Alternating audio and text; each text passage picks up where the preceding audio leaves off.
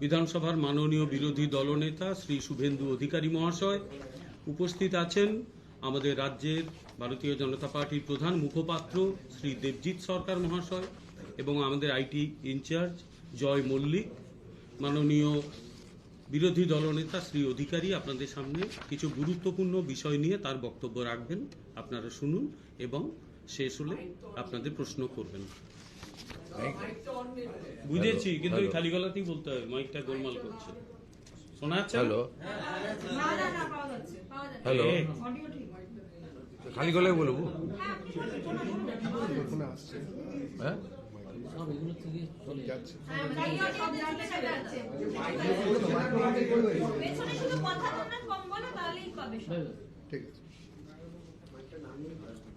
শুভ দুপুর। আপনাদের সকলকে পশ্চিমবঙ্গ প্রদেশ ভারতীয় জনতা পার্টির পক্ষ থেকে আন্তরিক শুভেচ্ছা জানাচ্ছি। রাজ্যবাসীকে শিব চতুর্দশীর আগাম শুভেচ্ছা জ্ঞাপন করছি। আগামীকাল শিব চতুর্দশী। সর্বত্র মহাদেবের মন্দিরে, শিবালয়ে, শিব মন্দিরে আমাদের সনাতন সংস্কৃতি মেনে, ভারতীয় সংস্কৃতির পরম্পরা মেনে যে ধর্মীয় উৎসব, তাতে সবাই সামিল হবেন এটা প্রার্থনা করছি এবং আশাও করছি। আমাদের আজকের টকিং পয়েন্ট আপনাদের সামনে, এর আগেও আমি আমাদের বিধাননগরের যে বিজেপির ওয়ার্কিং প্লেস রয়েছে সেখান থেকে আমি বিস্তারিতভাবে কয়েকদিন আগে জানিয়েছিলাম অন্তর্বর্তী বাজেটের পরে যে পশ্চিমবাংলার 2,15,00,000 বেকার সৃষ্টিকারী, 51টি কর্মবিনিয়োগ কেন্দ্রে তালাচাবি লাগানো, 1 কোটির কাছাকাছি পরিযায়ী শ্রমিক যিনি তৈরি করেছেন তথাকথিত মা মাটি মানুষ সরকারের মাননীয় মুখ্যমন্ত্রী এবং তার সরকার, শিক্ষিত বেকার যুবক যুবতীদের সঙ্গে 2013 সাল থেকে লাগাতার প্রতারণা এবং চালাকি করছেন। 2013 সালে তৎকালীন অর্থমন্ত্রী ডক্টর অমিত মিত্রর বাজেটে যুব উৎসাহ প্রকল্প, যা 2013 সালের অক্টোবর মাসে নেতাজি ইন্ডোর স্টেডিয়ামে যুবশ্রী প্রকল্প এবং এমপ্লয়মেন্ট ব্যাংকের ঘোষণা, 17 লক্ষ আবেদনকারীর আবেদন নেওয়া, 1 লক্ষ আবেদনকারীকে মাসে 1,500 টাকা করে কিছুদিনের জন্য ভাতা দেওয়া, বাকি 16 লক্ষ আবেদনকারীকে অপেক্ষাতে থাকতে বলা, 1 লক্ষের চাকরি হয়ে গেলে বাকিরাও ক্রমান্বয়ে চাকরি পাবেন, এই রকম মিথ্যা প্রতিশ্রুতি নেতাজি ইন্ডোর স্টেডিয়ামে আধিকারিক মন্ত্রীদের রেখে বেকার যুবক যুবতীদেরকে বড় বড় স্বপ্ন দেখিয়েছিলেন, প্রতিশ্রুতি দিয়েছিলেন 14 সালের লোকসভা নির্বাচনে বৈতরণী পার হওয়ার জন্য। সেই যুবশ্রী প্রকল্পের মৃত্যু ঘটিয়েছেন এই মুখ্যমন্ত্রীর নির্দেশে তার অর্থমন্ত্রী ডক্টর অমিত মিত্র, যিনি 17-18 অর্থবর্ষ থেকে এই যুবশ্রী প্রকল্পে কোনো বরাদ্দ রাখেননি এবং এমপ্লয়মেন্ট ব্যাংক তুলে দিয়ে 17 লক্ষ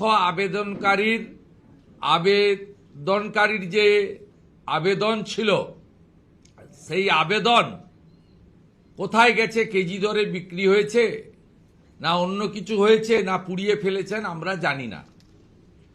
এই 17 লক্ষ তালিকা আমাদের হাতে আছে। আমরা তাদের প্রত্যেকের সঙ্গে সম্পর্ক করব এবং তারা তাদের অভিজ্ঞতার কথা জনমানসে তুলে ধরবেন ক্রমান্বয়ে।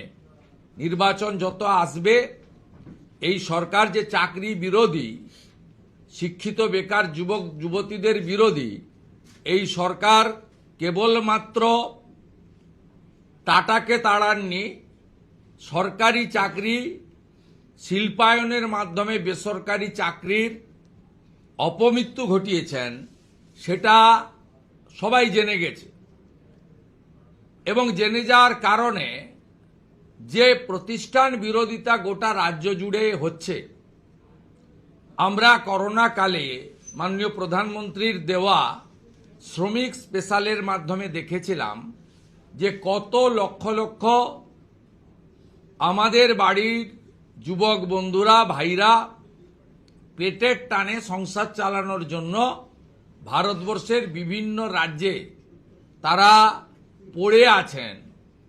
তাদের থাকা খাওয়া, তাদের নিদারুণ কষ্টের মধ্যে তারা পড়ে আছেন। এটা আমরা সেদিন দেখেছি। লাইন দিয়ে কোয়ারেন্টাইন সেন্টারে আমাদের যে সোশ্যাল ডিস্টেন্সের জন্য 7 দিন করে সব জায়গায় সরকারিভাবে রাখা হয়েছিল, স্কুল, কলেজ, পাঠাগার ইত্যাদিতে, সেটা আমরা দেখেছি যে কি ভীষণ পরিযায়ী শ্রমিক পশ্চিমবাংলার তৈরি হয়েছে, যেটা আগে বিগত দিনে স্বাধীনতার আগে পরে অবিভক্ত বিহার, ইউপি থেকে, উড়িষ্যা থেকে আমাদের এখানে মানুষজন আসতেন। উল্টো যা হয়েছে, মানুষ সেটা 2020 সালে করোনা কালে সবাই দেখেছেন, 21-এও দেখেছেন, করোনা থার্ড ওয়েভের সময়। মুখ্যমন্ত্রী সবকিছু বুঝে তিনি এবারের অন্তর্বর্তী বাজেটকে তিনি নির্বাচনীর একটি লিফলেটে পরিণত করেছেন অর্থনৈতিক পরিভাষায়।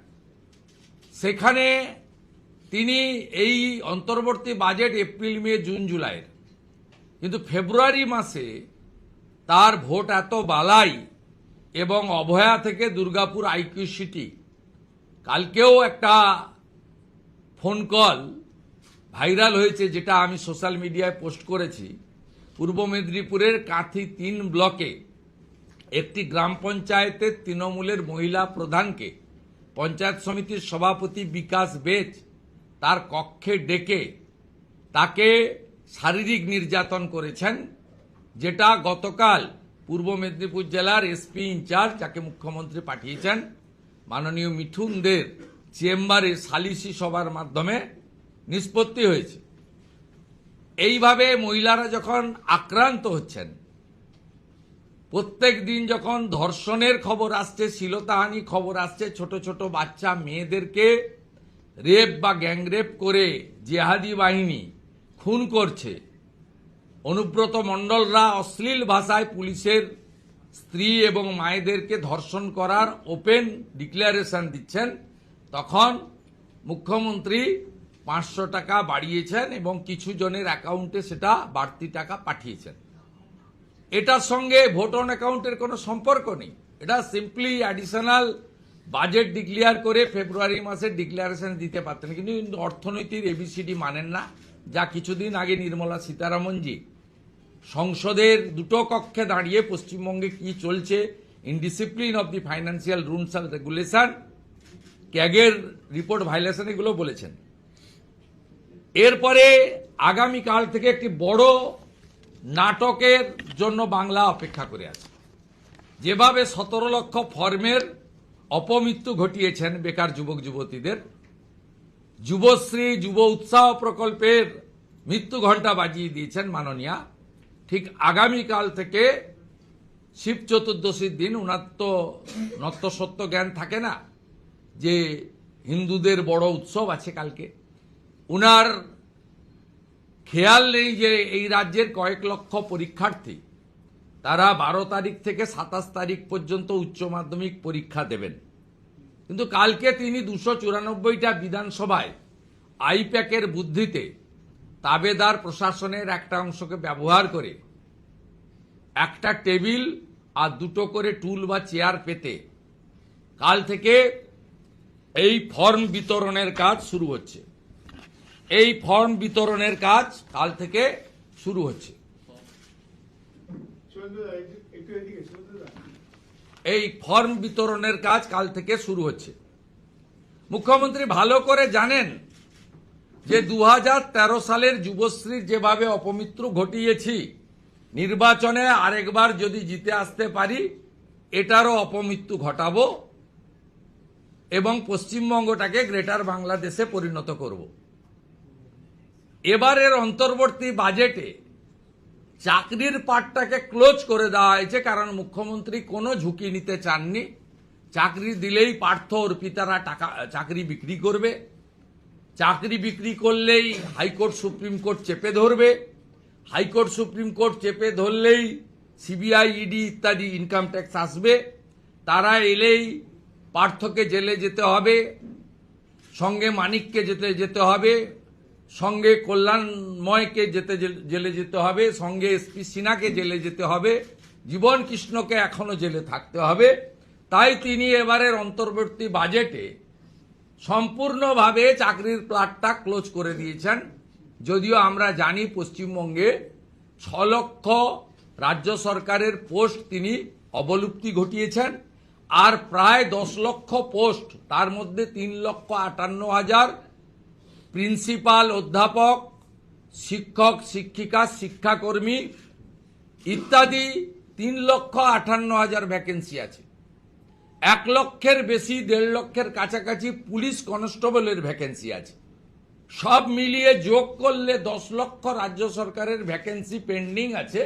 তিনি ও পথে হাঁটেননি। চাকরি দিলেই পার্থরা চাকরি বিক্রি করবে, ভাগ উনি পাবেন। চাকরি দিলেই কালীঘাটের কাকু আসবে, কাকুর অনেক কথা বেরোবে। অর্থাৎ তিনি চাকরির পার্টটা কমপ্লিটলি ক্লোজ চ্যাপ্টার করে দিয়েছেন বেঙ্গলে। আগামীকাল থেকে টেবিল চেয়ার পেতে লম্বা লাইন পড়বে, আইপ্যাকের ক্যামেরা, চটি চাটা এক শ্রেণীর মিডিয়ার ক্যামেরা ঘুরবে, তারা মুখ্যমন্ত্রীর প্রশংসাসূচক বক্তব্য দেখবে যে অন্তত আমরা তো কিছু না হোক এটা পেতে চলেছি। ইতিমধ্যে জলপাইগুড়ির এক নেতা ঘোষণা করেছেন যে দিদি আর যাই হোক আপনাদের জন্য গুটকার খরচটা অন্তত ব্যবস্থা করে দেওয়ার পরিকল্পনা করেছেন। তাই প্রথম প্রশ্ন আমি করি রাজ্য সরকারকে, 2013-র 17 লক্ষর আবেদনকারীর ভবিষ্যৎ কি হলো জানান আপনি জনগণকে। তার তালিকা প্রকাশ করুন, তাদের মধ্যে কতজন চাকরি পেয়েছে শ্বেতপত্র চাই। এক। দ্বিতীয় হচ্ছে, আজকের দিনে সব অনলাইন হয়ে যাওয়ার পরে, পোর্টাল হয়ে যাওয়ার পরে, উচ্চ মাধ্যমিক পরীক্ষা চলাকালীন কেন লক্ষ লক্ষ যুবককে কালকে থেকে আপনাকে রাস্তায় নামাতে হবে? আপনি কেন অনলাইন পোর্টালের মাধ্যমে আবেদন গ্রহণ করছেন না? এটা আপনার পুরনো চাল। 21 সালে নির্বাচনের আগে যে দুয়ারে সরকারের স্টাইল ছিল, সেই দুয়ারে সরকারকে পরে কয়েক মাস আগে আমার পাড়া আমার সমাধানে যে নাটক ড্রামাবাজি করেছেন আইপ্যাকের বুদ্ধিতে, চিটিংবাজ প্রতীক জৈন এবং তার কোম্পানি, যারা টেন্টেড হিসেবে অভিযুক্ত ইতিমধ্যে, তাদের ব্যবস্থাপনায় যে ড্রামাবাজি করেছেন, ঠিক আগামীকাল থেকে এই ড্রামাটা আপনি করতে চলেছেন বেকার যুবক যুবতীদের সঙ্গে। আমি পশ্চিমবাংলার বেকার যুবক যুবতীদের বলবো যে যেখানে পারেন দলে দলে যান ফর্ম ফিল আপ করতে, নিশ্চিতভাবে যান এবং সেখানে পশ্চিমবঙ্গ প্রদেশ যুব মোর্চার যে পোস্টকার্ড আমি একটু পরেই সোশ্যাল মিডিয়ায় দিয়ে দিচ্ছি, এটাও ফিল আপ করে দিয়ে আসবেন, এটাও দিয়ে আসবেন। চাকরি চায় বাংলা, চাকরি চায় বাংলা, এটাও দিয়ে আসবেন। আমি আরো বড় করে রিপ্লিকার মাধ্যমে এই দুটো দেখাচ্ছি, একটু পরে সোশ্যাল মিডিয়াতেও পোস্ট করে নেব। আপনারা দলে দলে ভাঁওতাবাজ মুখ্যমন্ত্রীর এই ফর্মটাও ফিল আপ করুন, আমাদের কোনো আপত্তি নেই, কারণ এরা দিতে পারবে না, চাকরি বিজেপি দেবে। আমরা জানি এপ্রিল মাসে আপনারা আমাদের আনবেন, আমরা জানি হরিয়ানাতে অমিত শাহজি কথা দিয়েছিলেন প্রকাশ্য সভায় 6 মাসের মধ্যে রাজ্য সরকারের ভ্যাকেন্সি পূরণ করব, পূরণ করেছেন। 3,55,000 ভ্যাকেন্সি ছিল। আমরা জানি আপনারা বিশ্বাস রাখেন বিজেপিকে। দেবেন্দ্র ফাডনবিসের সরকার মহারাষ্ট্রে গ্র্যাজুয়েটদের জন্য মাসে বেকার ভাতা দিচ্ছেন যতক্ষণ না চাকরি হয়। আর এই মুখ্যমন্ত্রীর যে গাইডলাইন, এই গাইডলাইনে 2013-তে ছিল 8 পাস, এখন করেছে 10 পাস, এবং অনন্তকাল কেউ পাবেন না। পাবেন কবে? এপ্রিলে, তখন নির্বাচন বিধি থাকবে, সেটা আমি জানি না কখন কি হবে, ইলেকশন কমিশনের ম্যাটার। কিন্তু এটাতে 5 বছর উনি দেবেন। উনার প্রস্তাবিত আগে ছিল 13-তে 8 পাস, এবার করেছে 10 পাস, এবং উনি বলেছেন 5 বছর দেবেন। কমপ্লিটলি এই রাজ্যটাকে রসাতলে ফেলার জন্য একটি পরিকল্পনা আমরা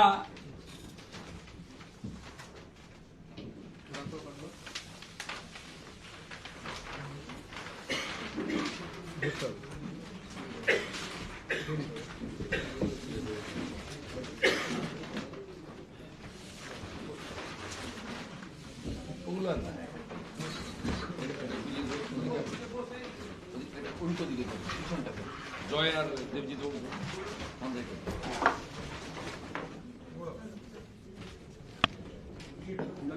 হ্যাঁ উল্টো একই হচ্ছে না।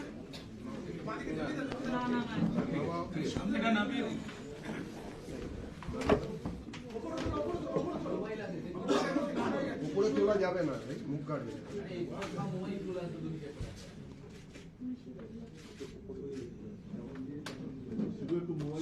দলে দলে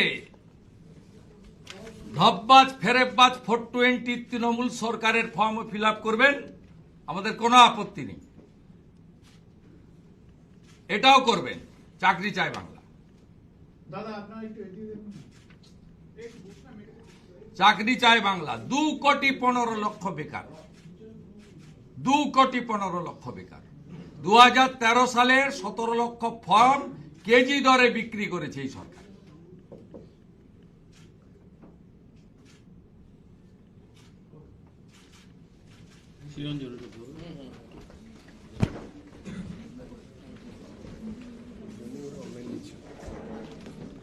ভিড় করবে, ছবি তুলবে, আইপ্যাক থেকে বলবে, রেকর্ড থেকে যাবে। হ্যাঁ না আইপ্যাক থেকে বলবে, আর অনলাইনে বললে যদি রেকর্ড থাকে হাইকোর্টে যায়। এবং আরেকটা কথাও আপনাদের, আমার বেকার যুবক যুবতী ভাই বোনেদেরকে অনুরোধ করব, রিসিপ্ট কপি নিয়ে আসবেন, রিসিপ্ট কপি রাখবেন। এই চিটিংবাজদের চিটিংবাজি আইপ্যাকের বুদ্ধিতে আপনারা এটা নিয়ে আসবেন। এবং খরচা করে জেরক্স করবে, ছবি দেবে, তারপরে ছুঁড়ে ফেলে দেবে কেজি। এবং পয়সা খরচ করে ফটো দিতে হবে, জেরক্স দিতে হবে।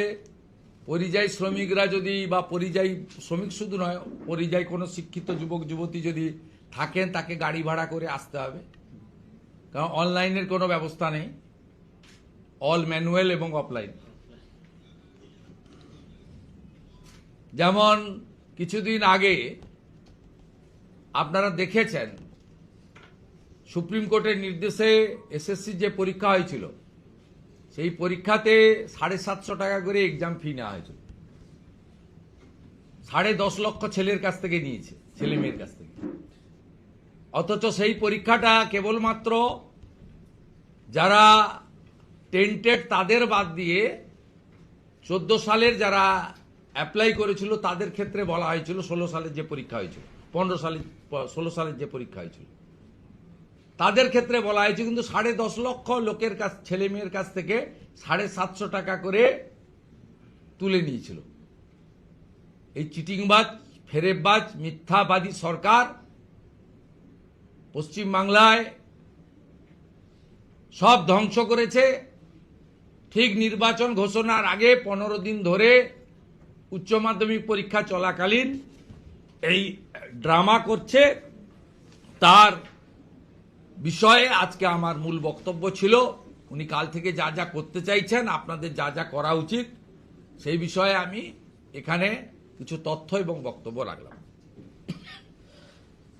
প্রশ্ন থাকলে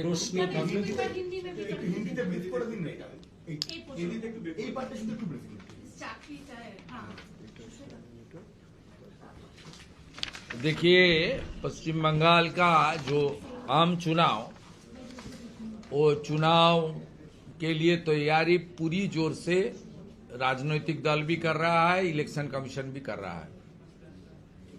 पश्चिम बंगाल में 2021 में सरकार फॉर्मेशन हुआ था 7 मई। इस बार 6 मई के अंदर चुनाव और नया सरकार बन जाना चाहिए। ये चुनाव साल में वोट ऑन अकाउंट होता है।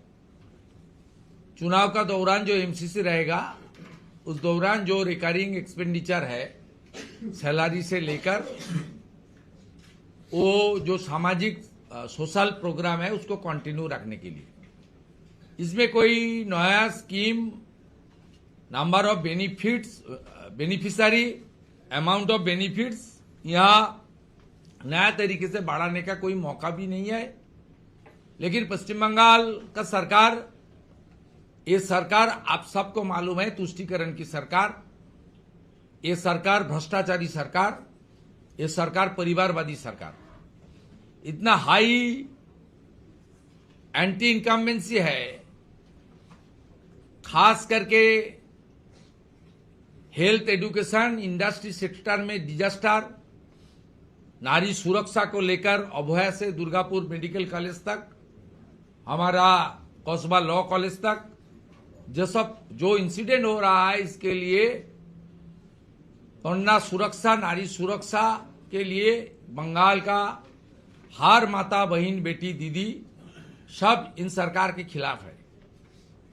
सब मिला के यहाँ 2 करोड़ से ज्यादा बेरोजगार नौजवान है। उनका चाकरी देने का कोई कोशिश है सरकार नहीं किया। वोट ऑन अकाउंट में नया एम्प्लॉयमेंट जनरेशन और जो स्टेट गवर्नमेंट का जो वैकेंसी है, उसको पूरा करने का कोई बजटरी एलोकेशन भी नहीं है। 2 करोड़ 15 लाख पश्चिम बंगाल में रजिस्टर्ड अनएम्प्लॉयड एडुकेटेड यूथ्स है। लास्ट हमारी यहाँ स्कूल सर्विस कमीशन का नोटिफिकेशन हुआ था 2015 में, जो हर साल होना मैंडेटरी था। पब्लिक सर्विस कमीशन, उसका लास्ट नोटिफिकेशन हुआ है 2017 में। 51 एम्प्लॉयमेंट एक्सचेंज था, वो एक्सचेंज को ममता बनर्जी की सरकार बंद कर दिया है और 51 एम्प्लॉयमेंट एक्सचेंज को लेबर डिपार्टमेंट का साथ मर्जर भी कर दिया। 2013 में जो आज काल से ये फॉर्म डिस्ट्रीब्यूशन करने का वो लोग प्लान किया, मैनुअली करेगा, ऑफलाइन करेगा, कतार में खड़ा होकर ये फॉर्म फिलअप करना पड़ेगा।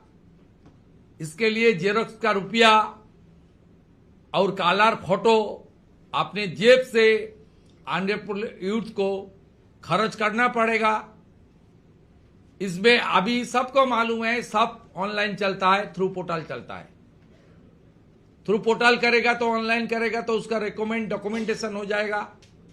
ये फर्जी सरकार, झूठा सरकार, ये कभी भी सच बात नहीं बोलता है, चुनाव का दृष्टि से कर रहा है। हम लोग का भारतीय जनता युवा मोर्चा की ओर से पूरा प्रदेश में बंगाली में जो बोलता है, चाकरी चाई बीजेपी ताई, दैट मीन्स नौकरी चाहिए, बीजेपी आएगा तो नौकरी होगा। और जितना बेरोजगार है सबको बीजेपी की ओर से हमारी अपील है, आप लोग जाइए, फॉर्म फिलअप कीजिए। ये फर्जी जो कोशिश कर रहा है, इससे राजनीति से प्रेरित है। ये कोई बेरोजगार नौजवान को फाइनेंशियल असिस्टेंस, जो सोशल रिस्पॉन्सिबिलिटी है सरकार का, वो पूरा करने के लिए नहीं कर रहा है। इसलिए कल जाइए आप, साथ साथ भारतीय जनता युवा मोर्चा की ओर से ये आपको जो मिला है मिल जाएगा। आप थोड़ा देख लेना, इसको भी फिलअप करके कल डाल दीजिए। हमारी नौकरी चाहिए, हमारी नौकरी चाहिए। 2011 99 लाख अनएम्प्लॉयड यूथ। जब वाम फ्रंट यहां से लेफ्ट फ्रंट जा रहा था, अब ममता जी का सरकार में 2 करोड़ 15 लाख बेरोजगार शिक्षित युवा है।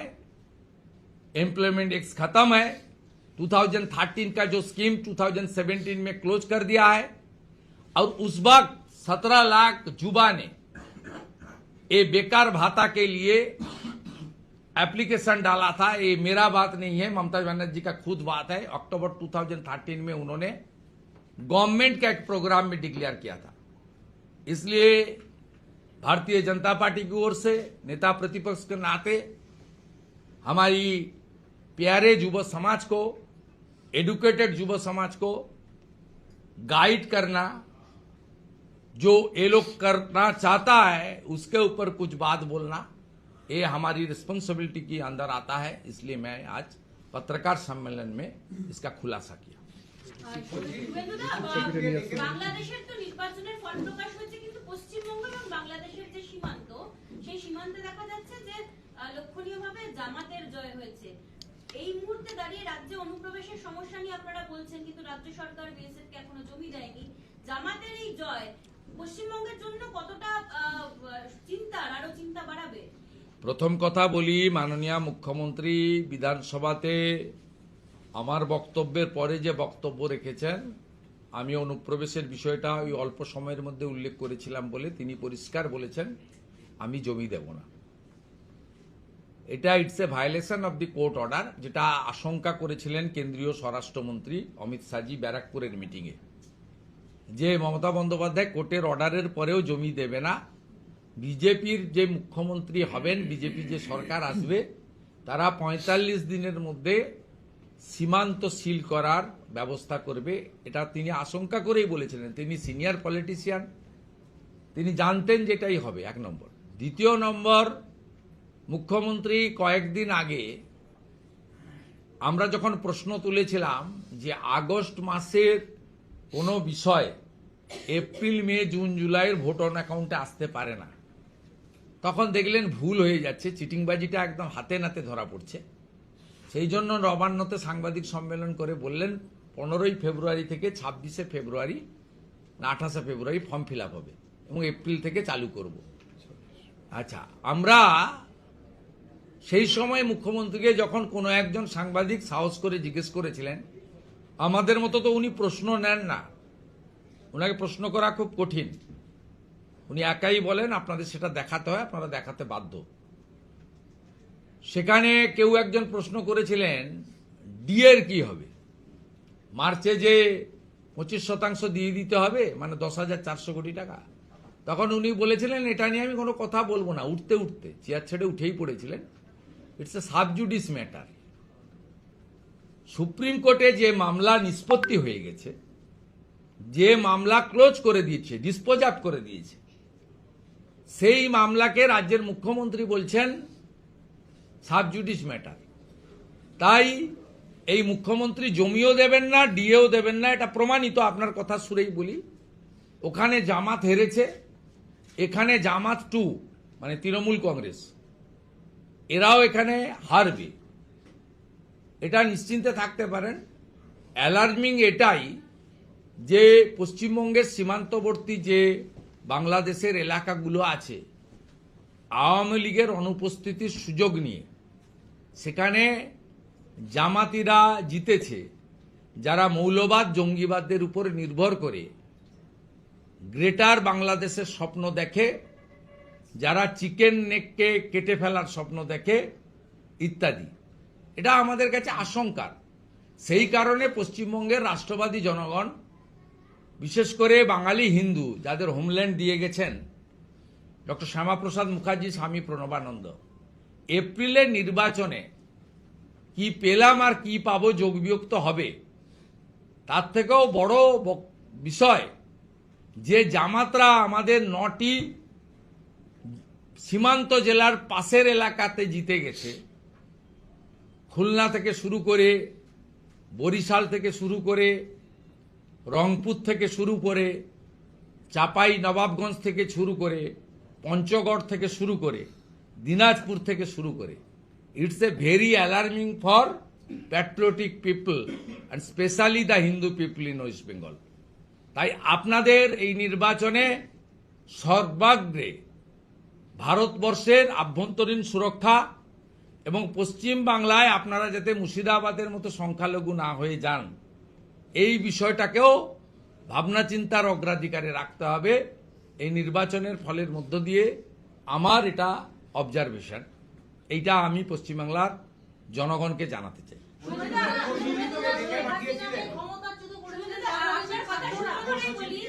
যারা দেখা গিয়েছিল একটা সময় একটানা ভারত বিরোধী স্লোগান দিচ্ছিল, সেভেন সিস্টার একেবারে কেটে ফেলবে, আপনার নাম করে স্লোগান ভিডিও, তাদের অধিকাংশের গোহারা হার হয়েছে। এটা কি মনে হয় যে কোনো একটা জায়গায় গিয়ে বুঝিয়ে দেওয়া বাংলাদেশের মানুষ? শুনুন, বাংলাদেশে আন্দোলনের বিষয়, ওদের আভ্যন্তরীণ বিষয় আমি বলবো না ওটা নিয়ে, কিন্তু ওই আন্দোলনকে যেভাবে পাকিস্তান কিছুটা নিয়ন্ত্রণ করেছিল, তার পরবর্তী সময়ে ৭১-এর যে পাকিস্তান রাজাকার আল বদর, এই যে বাহিনী, এরা বাংলাদেশকে পাকিস্তানের আরেকটি অংশ হিসেবে কার্যত চিহ্নিত করার প্রয়াস নিয়েছিল। সেক্ষেত্রে সমগ্র সংখ্যালঘু ওখানে যারা হিন্দু, বৌদ্ধ, খ্রিস্টান এবং আমাদের আদিবাসী সমাজ, সাথে সাথে শিক্ষিত বাঙালি, কারণ বাংলাদেশ সৃষ্টি আপনারা সবাই জানেন ভাষার ভিত্তিতে হয়েছিল, ধর্মের ভিত্তিতে নয়। কারণ পাকিস্তানেরও গরিষ্ঠ সংখ্যক বা অ্যাবসোলুট প্রায় 1% ছেড়ে দিলে তারা ইসলামে বিশ্বাস করেন, আর বাংলাদেশেও 90%-এর মতো মানুষ তারা ইসলামে বিশ্বাস করে। তাই বাংলাদেশ সৃষ্টিটা হয়েছিল কিন্তু বাংলা ভাষাকে রক্ষা করার জন্য। তাই তাদের মধ্যে জাগ্রত চেতনা, উন্মেষ ঘটেছে খানিকটা। তাই একদিকে যেমন আওয়ামী লীগের বিরাট অংশের সমর্থক ভোট দিতে যাননি, অন্যদিকে যারা নিরপেক্ষ বাঙালি সংস্কৃতিকে বিশ্বাস করেন, ধর্মের সঙ্গে ভাষাকে না যুক্ত করে, তারা ঐক্যবদ্ধভাবে, আমি মনে করি ৭১-এর শক্তির খানিকটা জাগরণ ঘটেছে বলে, এটা আরও জাগরণ ঘটতো যদি আওয়ামী লীগ নির্বাচনে অংশগ্রহণ করত, তাহলে এই জামাতিরা 10টা আসনও পেত না। আমার আওয়ামী লীগের একটা বড় অংশ তারা উপস্থিত না থাকার সুযোগ নিয়েই জামাতিরা 70টা আসন পেয়েছে। তাই যা হয়েছে, আমি মনে করি, যেহেতু আমার মা ধর্ম বাঁচানোর জন্য বরিশাল থেকে এখানে এসেছিলেন তার পরিবার নিয়ে, আমি রাজনীতির বাইরেও ব্যক্তিগত একটা অনুভূতি রয়েছে। যেভাবে গত 1.5 বছর ধরে অবনীন্দ্রনাথ ঠাকুর, সত্যজিৎ রায়, রবীন্দ্রনাথ ঠাকুর, তাদের সব স্মৃতি মুছে ফেলার ব্যবস্থা করা হয়েছে, ভারতীয় সংস্কৃতি, বাঙালি ঐতিহ্য মুছে ফেলার চেষ্টা হয়েছে, আরবি সংস্কৃতি, আরবের ভাষা ওখানে প্রবেশ করানোর চেষ্টা করা হয়েছে। সেটা পরেও যেটা হয়েছে আমি মনে করি ভালো হয়েছে। আমি খুব অ্যানালাইসিস করছিলাম, 3 থেকে 7% ভোটে জামাতকে হারিয়ে সংখ্যাগরিষ্ঠতা পেয়েছে বিএনপি বা তার সহযোগী দলগুলো। এক্ষেত্রে আমি মনে করি বাঙালি হিন্দুরাও একটা নির্ণায়ক ভূমিকা নিয়েছেন। অনেকে ভোট দিতে যায়নি আওয়ামী লীগের সমর্থকরা, যারা গেছেন তারা এই শক্তিকে রক্ষার জন্যই গেছেন। এটা একজন বাঙালি হিসেবে রাজনীতির বাইরে আমার মনে হয়েছে ভালো হয়েছে। এবং মাননীয় প্রধানমন্ত্রী যেভাবে নতুন সরকারকে ওয়েলকাম করেছেন, নতুন প্রধানমন্ত্রীকে ওয়েলকাম করেছেন, তার ফলে আমরা বিশ্বাস করি সংখ্যালঘু হিন্দুদের নিরাপত্তা আগামী সরকার সুনিশ্চিত করবে, তাদের ধর্ম পালনের অধিকারে আঘাত করবে না, এবং বাণিজ্যিক ক্ষেত্রেও যে আশা প্রকাশ মাননীয় প্রধানমন্ত্রী করেছে, এটা আমাদের সকলেই আশা যে উভয় দেশের স্বার্থে এটা আমরা নিশ্চিতভাবে ওয়েলকাম করতে পারি। বলছি, মুখ্য সচিবকে গতকাল ডেকে পাঠিয়েছিল নির্বাচন কমিশন, এবং যেটা জানা যাচ্ছে যে 17 তারিখের মধ্যে যে 4 জন আধিকারিকের বিরুদ্ধে অভিযোগ, তাদের বিরুদ্ধে এফআইআর করা হয়নি, তাদেরকে এফআইআর করার নির্দেশ দিয়েছে। একই সঙ্গে গতকাল জেলা শাসকদের কাজকর্ম নিয়ে কড়া সমালোচনা করেছেন নির্বাচন কমিশন, এবং আজকেই শেষ হচ্ছে শুনানির পর। আপনাকে প্রথম কথা বলি, ইলেকশন কমিশনের ব্যাপারে আমার অভিযোগ আছে। ইলেকশন কমিশন পূর্ণ অধিকার আছে ডাইরেক্ট সাসপেন্ড এফআইআর করার।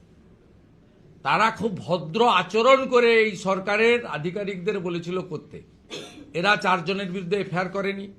বসিরহাট 2 এর বিডিওকে সাসপেন্ড করতে বলেছিল, সেটাও করেনি। ইলেকশন কমিশনের উচিত এনাফ ইজ এনাফ, এবারে ডাইরেক্ট অ্যাকশন নেওয়ার। আপনারা ইলেকশন কমিশনের আইনের ম্যানুয়াল পড়বেন, 2000 সালের ক্লিয়ার ডাইরেকশন আছে। ইলেকশন কমিশন ডাইরেক্ট অ্যাকশন নিতে পারে, তারা অ্যাকশন নিক। এবং আমারও কিছু বিডিও ডিএম আছেন, কালকে যে ডিএমরা কালকে মূলত আমাদের অভিযোগ এই ডিএমদের বিরুদ্ধে। আপনি ভাবতে পারছেন প্যান কার্ডকে অ্যালাউ করে দিচ্ছে? আপনি ভাবতে পারছেন এই ডিএমরা ডোমেসাইল সার্টিফিকেট সকলের হাতে ঘুরে বেড়াচ্ছে, ডোমেসাইল সার্টিফিকেট ঘুরে বেড়াচ্ছে। এবং এখানে আপনার একাধিক ডিএম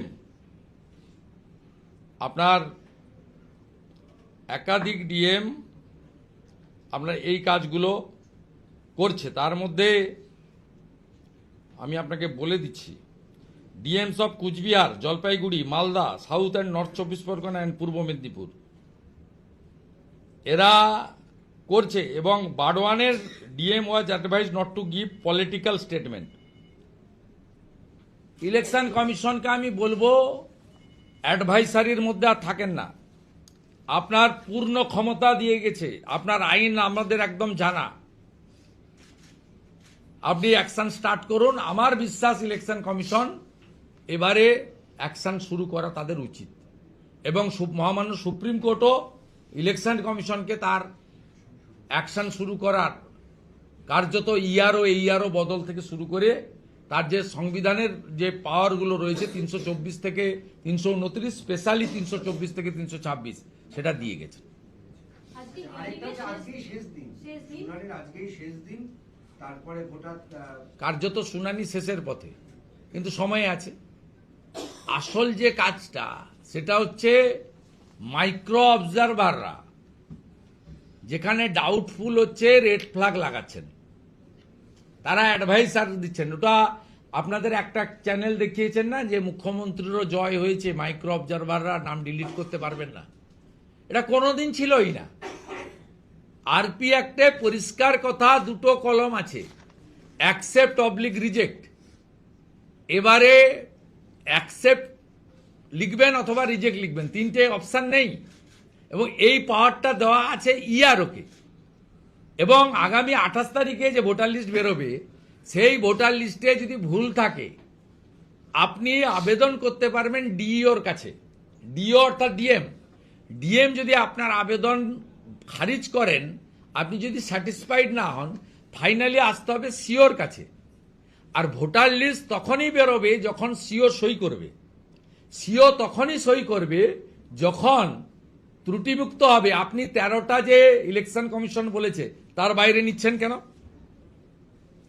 কলকাতা কর্পোরেশনের কাউন্সিলরদের হাতে হাতে ডোমিসাইল সার্টিফিকেট ঘুরছে কেন? আপনি কত সার্টিফিকেট দেখবেন আমার কাছে, দেখুন, দেখিয়ে দিচ্ছি আপনাকে। গোটা রাজ্য জুড়ে হচ্ছে। প্যান কার্ড তো আপনি নিতে পারেন না, আপনাকে মুখ্যমন্ত্রী বলে দিয়েছেন তাই নিয়ে নিতে হবে, এটা তো কোনো বিষয়ই নয়।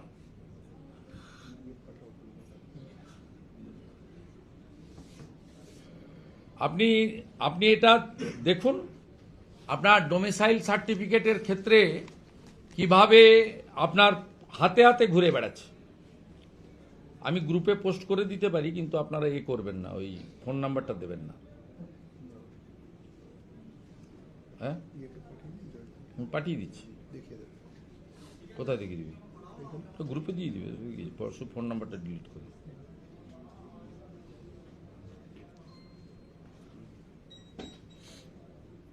দিয়ে দিচ্ছি না, আমার কাছে আছে।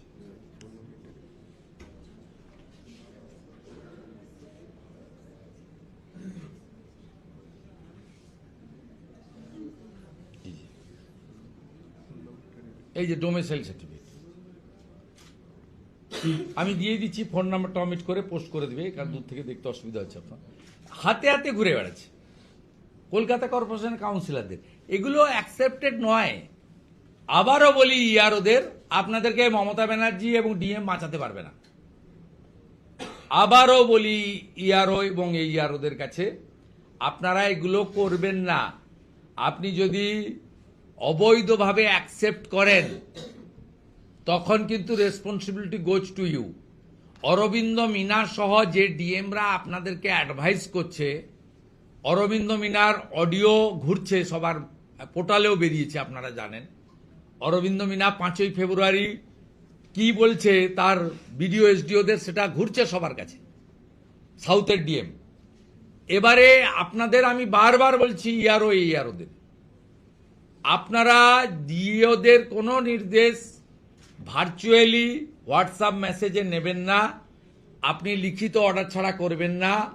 আপনার চাকরি শুধু যাবে নয়, আপনাকে জেলেও থাকতে হবে। 432 জন এখনো বিহারে জেলে আছে, বিহারে 6 মাসের বেশি জেলে আছে। এই অ্যাক্ট কিন্তু খুব মারাত্মক অ্যাক্ট, নন বেলেবল অফেন্স। এখান থেকে বেরিয়ে আসার কোনো স্কোপ নেই। দয়া করে এই ভুল কাজটা করবেন না। আপনি পোস্ট করার পর দেখা গেল সেই তৃণমূলের নেতা তিনি জানিয়ে দিয়েছেন যে তিনি পদত্যাগ করছেন। যতদিন পর্যন্ত না তিনি নির্দোষ প্রমাণিত হবেন ততদিন পর্যন্ত। একটা মহিলা প্রধানের ঘরের ভিতর ঢুকে গালে চুমু খেয়েছে পঞ্চায়েত সমিতির কার্যালয়ে, ওকে পদত্যাগ সোমবার করবে। বিজেপির মহিলারা ঝাঁটা নিয়ে যাচ্ছে, ওখানে ওরা ঝাঁটা নিয়ে যাচ্ছে। ওই প্রধানের ভাই তৃণমূল করে, আমাকে ফোন করে কেঁদেছে। অফিসের ভিতরে ডেকে চুমু খাচ্ছেন আপনি মহিলা প্রধানদের, আর অন্যদিকে খালাবাবু ঘুরে বেড়াচ্ছে মহিলা স্বনির্ভর। হ্যাঁ, এটাই মহিলা স্বনির্ভর? একটা মহিলাকে কেনা যায় 1000-1500 টাকা দিয়ে? এর আগে প্রকাশ্যে পিটিয়েছিল সিউড়ি ট্যুর পঞ্চায়েত সমিতির চেয়ারম্যানকে, প্রকাশ্যে পিটিয়েছিল। এ তো পঞ্চায়েত সমিতি তার নিজের কক্ষে ডেকে, যেমন আরজি করে ডাক্তার বোন সেফ ছিল না, তেমনি বিডিও অফিস পঞ্চায়েত সমিতি, ওখানকে বিডিওর এফআইআর করা উচিত সোমোটো। এই দুর্বৃত্তদের পার্টি, ধর্ষকদের পার্টি, এ মা বোন দিদি বেটি সকলকেই কার্যত কি চোখে দেখে এই প্রধানকে সরকারি কক্ষের ভিতর চুম্বনের মাধ্যমে এটা প্রমাণ করেছে তৃণমূল কংগ্রেসের এই নেতা। শুধু পঞ্চায়েত সমিতির চেয়ারম্যান নয়, তৃণমূলের শ্রমিক শাখার জেলার সভাপতি। পার্টিকে উত্তর দিতে হবে, এদের প্রমোশন পেয়ে যাবে পরে। 2টো সিকিউরিটি যদি থাকে 4টে পেয়ে যাবে, অনুব্রত পেয়েছে। রাজ্যের দেওয়া 8505 জনের নামের তালিকা, এই তালিকায় কতজন কোন গ্রেডের অফিসার, তাদের ডেজিগনেশন, কতজন এআরও এবং আর অন্যান্য বিস্তারিত, তার মধ্যে মৃত আছে, কিন্তু কমিশন 2 জন মৃত আছে, আমি দিয়ে দেবো, কোনো কিছু বোঝা রিটায়ার্ড আছে। কি বলবেন? কি কোর্ট কন্টেম্প্ট হবে? মমতা ব্যানার্জি পার্সোনাল মামলা করেছেন, সেই মামলার জাজমেন্ট, কোর্ট কন্টেম্প্ট হবে। We already gathered all the documents, court contempt হবে। ইলেকশন কমিশন অফ ইন্ডিয়ার কোর্ট কন্টেম্প্ট করা উচিত। একটু এমনি করে অনেক হিয়ারিং এর শেষ দিন অটোমেটিক 58 লক্ষ গেছে, আজকে মনে হচ্ছে আরো 6 লক্ষ। এতে কি বেনজল বোঝা যাচ্ছে যে এর মাধ্যমে বেনজল যেগুলো ঢুকেছে সেই এখনই বলবো না, ওদের মতো এক্ষুনি বলবো না। আরেকটা ডিএ নিয়ে প্রশ্ন, 28 তারিখে বিকেলবেলা বলবো। ডিএ নিয়ে সুপ্রিম কোর্টের নির্দেশের এক সপ্তাহ যা হচ্ছে ঠিক হচ্ছে, যা হচ্ছে ঠিক হচ্ছে। মুখ্যমন্ত্রীর কাছে একটাই কনসার্ন, বাংলাদেশি মুসলমান ভোট, আর দ্বিতীয় কোনো ওনার চিন্তা নেই। Face is the index of mind, she is worried, সবাই দেখে বুঝতে পারছেন। কোনো কাজে মন বসছে না। শুভেন্দুদা, সুপ্রিম কোর্টের নির্দেশের এক সপ্তাহ পরেও বকেয়া ডিএ মেটানো হলো না। ডিএ মামলাকারীরা আবারও গেলেন সুপ্রিম কোর্টে এবং তারা সরাসরি নোটিশ পাঠিয়ে দিয়েছেন রাজ্যের মুখ্য সচিব এবং অর্থ সচিবকে। এরা দেবে না, আমি আপনাকে বলে দিলাম দেবে না। দিতে গেলে মানে স্যালারিও বন্ধ হবে। 11,000 কোটি টাকা দেওয়ার ক্ষমতা নেই। এই যে সব হচ্ছে না, এই ফর্ম টর্ম ইত্যাদি ইত্যাদি সব, এই যে ফর্ম, এই যে সব হচ্ছে, কোথায় গেল না এই ফর্ম, এগুলো সব হচ্ছে নির্বাচনী প্রতিশ্রুতির জন্য। শুধু প্রভাত মিশ্র এসিএস ফিনান্সের হাত পা ধরে পথশ্রীর টাকাটাকে তুলে নিয়ে 1,500 কোটি টাকা, 500 টাকা করে বাড়লে 1,500 কোটি টাকা মতো লাগে, 1,500 থেকে 2,000 কোটি। পুরোটা এখনো 2 কোটি 20 লক্ষর অ্যাকাউন্টে যায়নি। যেমন 20 লক্ষ বাড়িরও 60,000 টাকা করে সবার কাছে যায়নি, 6-7 লক্ষ লোক পেয়েছেন। সেসব আমাদের কাছে তথ্য আছে। এইটা, এই যে পথশ্রী উনি 20,000 কিলোমিটার আপনার উদ্বোধন করেছিলেন কৃষ্ণনগর থেকে, তার যে টাকা, সেই টাকাটাকে স্টপ করে দিয়ে ওই টাকা থেকে এই 500 টাকা করে কিছু জনের অ্যাকাউন্টে ঢুকাতে পেরেছেন। উনি 11,000 কোটি টাকা দিতে পারবেন না, আমার কাছে তো হাঁড়ির খবর আছে। কিন্তু এইসব আমি ফিনান্সের সব বলে দেবো, আমি সব বলে দেবো। আমার তো সব ডিপার্টমেন্টের ভিতরে লোক বসানো আছে, মায়ে ডায়ে সব। কিন্তু মুখ্যমন্ত্রী একটা বাড়ি জায়গাও কিনেছেন কালীঘাটে, সেটাও আপনি দেখতে চাইলে আমি দেখিয়ে দেবো। 2.5 কাঠা জায়গা কিনেছেন, প্রাচীর করে রেখে দিয়েছেন। উনি হারবেন, হারার পরে তো বলছি স্থায়ী ঠিকানা দরকার। একবার কাঁঠাল আর আম পাঠিয়েছিলেন, আমি বলেছিলাম ওটা পোর্টের জায়গা। সি পারচেজ 2.5 কাঠা জায়গা, বাউন্ডারি ওয়াল করে নিয়েছেন, ছবি আমার কাছে আছে, দিয়ে দেবো ভোট ঘোষণা হলে, ওয়ান ফাইন মর্নিং। পুরুলিয়ার পরিযায়ী শ্রমিকের মৃত্যু নিয়ে প্রথমে দেখা গেল যে তৃণমূল একটা এক্স হ্যান্ডেলে পোস্ট করলো, আবার পরে সেটা সরিয়ে নিল, এবং যে তৃণমূলের সেকেন্ড ইন কমান্ড সেটা নিয়ে বলেছেন তদন্ত সভা। কোথায়? পুরুলিয়ার যে পরিযায়ী শ্রমিক কে খুন করেছে নামটা শুনবেন নাকি? যাবেন তো মাননীয় সেকেন্ড ইন কমান্ড, আপনি যাবেন তো এই বাড়িতে? এবার একটা কিছু বলুন, কোথায় বাংলা পক্ষ? পুরুলিয়ার সুখেন মাহাতো খুনে মূল অভিযুক্তর নাম মোহাম্মদ আমিন শৌকত শেখ। মোহাম্মদ আমিন শৌকত শেখ। আমরা পিসি ভাইপোর স্টেটমেন্ট চাইছি। আমরা বাংলা পক্ষের বক্তৃতা শুনতে চাইছি। আমরা চটি চাটা যারা আছেন ভাতাজীবী, সুমন ভট্টাচার্য থেকে খেদানো সাংবাদিক, কি নাম, রন্তিদেব, আমরা এদের বক্তব্য শুনতে চাইছি। Shubhendu, the Election Commission has asked Chief Secretary to comply with orders by 17, but till now Several time Election Commission advised them, directed them. They want negotially the state government shall work according to the law and constitution. But state government always defy guideline and instruction from the Election Commission of India. Our appeal and demand with folded hand to ECI, please take appropriate action and do the needful, because Election Commission has ample scope to take any action against the functionaries, those who are appointed by the Election Commission of India. Our constitution, please read Article 324 to 329, especially 324 to 326. Election Commission, please take strong action against the officers and employees, those who are working politically, unethically, and under the guidance of the IPAC and Chief Minister Mamata Banerjee. Also, another question that Jamaat has won the bordering districts. It's a concern for national security. It's a alarming. It's a very alarming. The extremist force are won the election adjoining the Bengal border. It's a serious threat of our country as well as the West Bengal. देखिए, आप देख लेना, Tripura, Mizoram, Meghalaya border में BNP का जीत हुआ है, 1-2 area छोड़ के। लेकिन बंगाल में जामात का ज्यादातर हमारी 9 डिस्ट्रिक्ट का बॉर्डर में हुआ है। It's a very alarming. They are extremist force.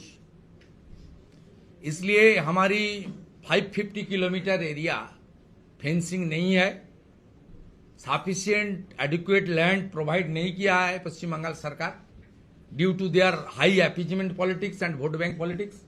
इसलिए ये अलार्मिंग है, लेकिन ज्यादा दिन तक चिंता का बात नहीं है। अप्रैल महीने में भाजपा सरकार आ रहा है। हमारी देश का स्वराष्ट्र गृह मंत्री, हमारी नेता अमित शाह जी ने कुछ दिन पहले हमारी कार्यकर्ता सम्मेलन ने बता दिया, ये बीजेपी सरकार आएगा, बीजेपी का chief minister with in 45 days ये बॉर्डर को सील करने के लिए जो काम करना है करेगा। जैसे त्रिपुरा और आसाम में पहले इस तरीके से हालत था, वहां बीजेपी सरकार आने का बाद ये जो हमारा जो प्रॉब्लम था रिजॉल्व हो गया। यहां भी आने वाला दिन में रिजॉल्व हो जाएगा। अब मान के चलिए अप्रैल तक यहां भाजपा सरकार आ जाएगा। हुमायूं कबीर बोल रहे हैं कि अगर कोई भाजपा के लीडर बाबरी मस्जिद तोड़ने के लिए जाए तो उनको 10 फीट जमीन के नीचे गाड़ देंगे। हुमायूं कबीर बोल रहे हैं अगर कोई भाजपा के नेता बाबरी मस्जिद तोड़ने के लिए जाए मुर्शिदाबाद तो वो उनको 10 फीट नीचे गाड़ देंगे। इसलिए पश्चिम बंगाल में बीजेपी सरकार चाहिए। बाबर का नाम निशान पूरा तरह से हटाने के लिए बीजेपी सरकार चाहिए। इसलिए बीजेपी सरकार चाहिए। बंगाल का जनता, राष्ट्रवादी जनता, सनातनी जनता को सबको एकजुट होकर बीजेपी को लाना चाहिए, मुगल का नाम और निशान हटाने के लिए। ये कोई भारतीय नहीं था, ये मुगल था। ये मंदिर तोड़ने के लिए, हमारी माँ बेटी बहन को इज्जत लूटने के लिए आया था। इसका नाम नहीं रहना चाहिए। সিদ্ধান্ত নিয়েছে যে মানুষের কাছ থেকে বার্তা নিয়ে তারা নির্বাচনী ইস্তেহার তৈরি করবে। সরাসরি মানুষের বার্তায় তৈরি হবে সিপিএম এর নির্বাচনী ইস্তেহার। ভারতীয় জনতা পার্টি তো অনেক আগেই এটা করে দিয়েছে। তাপস রায় এবং শ্রমিক ভট্টাচার্য রাজ্য সভাপতি এবং চেয়ারম্যান আমাদের সংকল্পপত্র কমিটি, তারা তো অনেক আগেই করেছে। আমরাও বিভিন্ন মণ্ডলে গিয়ে বক্স ওপেন করেছি, মানুষের মতামত নিয়েছি। আমাদের দেখে যদি কেউ শেখে ক্ষতি কিছু নেই, কিন্তু সিপিএমকে বলবো যে এবারেও শূন্য কাটবে না।